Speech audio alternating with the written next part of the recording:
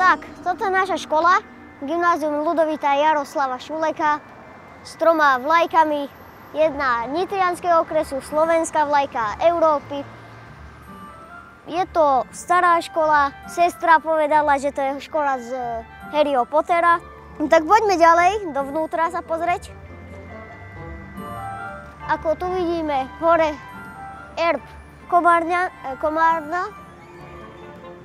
a veľké, ťažké dvere, keď sa otvoria. A tu práve teraz je prestávka, tak troška hluku bude.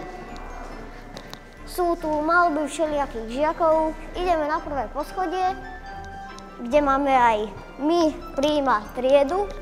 I sú tu dosť staré schody a už od založenia školy, asi myslím. Tu je riaditeľňa.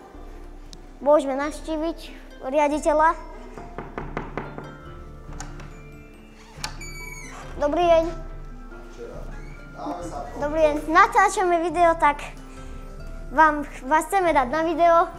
Tak povedzte niečo o škole, také pamiatkové. Však ja o tej škole viem oveľa menej ako ty. Vy určite viete asi viac troška z tej školy. Pozri, ja čo o škole môžem povedať, že ja osobne sa tu na tej škole cítim veľmi dobre, ale podľa mojich informácií aj vy sa tu cítite dobre, áno. Aj ostatní žiaci, a to je pre mňa to úplne najpodstatnejšie. No, aj podľa mňa dobrá škola to je, veľmi. A ty si to naozaj myslíš, že dobrá škola? Áno, no to odporúčam každému. Neblázni. Áno. Dobre, to sa teším, takže prajem ti, aby sa cítil naďalej dobre. Dovidenia. Ahoj. No a teraz môžeme pozrieť našu triedu. Toto je naša trieda príjmy s hlavnou triednou učiteľkou Adrianou Dragonovou. A toto je naša trieda.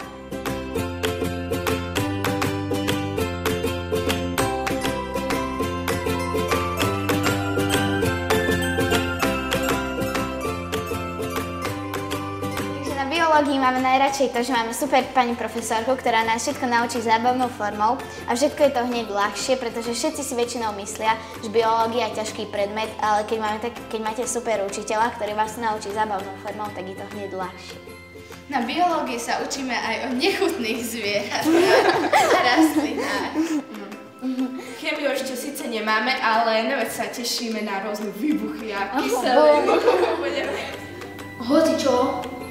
Keď sa chceš naučiť, tak sa na tom počítači vieš naučiť. V súčasnosti robím programovanie indie hier. Moc sa mi nedarí, ale ide mi to lepšie, ako keď som začínal. V budúcnosti by som sa videl niekde tak v NASA, kde tak odpalujem raketu ako najväčší kus.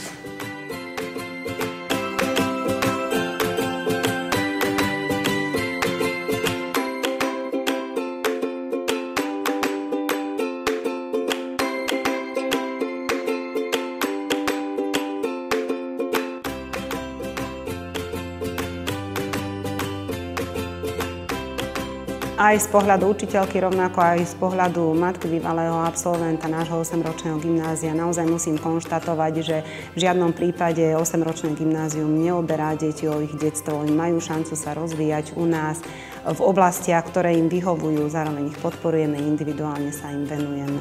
Takže určite veľmi rada ja privítam nových budúcich primanov minimálne na hodinách slovenského jazyka a literatúry.